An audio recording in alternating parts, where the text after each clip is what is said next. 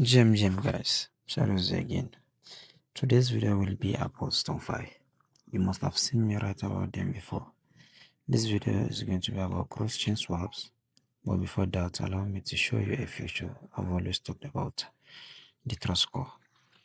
Anyways, let's dive to the main reason for this video, cross-chain swaps.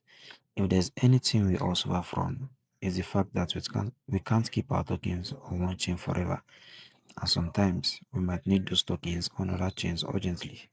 This is where bridges would have come in.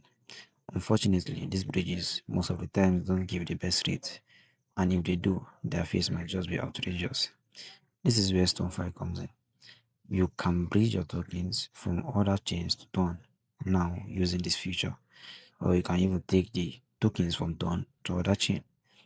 If I were to swap from Ton to other chain, you would have even see smaller fee. On the screen right now, you'll be able to see me performing this task. You can also make transactions between other chains, by the way. It does not necessarily have to be on Ton. You can make transactions from Ethereum to Base, and you can make from Base to Ethereum. You must have been seeing this little Omniston on the screen. Omniston is like the brain boss of Stonfi Tech.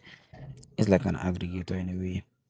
It makes transaction with the best turnout possible. Now imagine that with a bridge.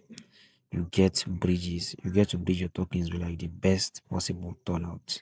You get to bridge your tokens with the best rates. This feature is still in its beta phase, by the way. So there are some tokens that are not available on there. Right now it's only USDT and some it's only USDT or USDC.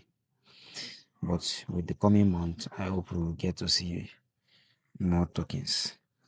This is just a little feature I saw today and I thought I should share with you guys. Thank you for watching.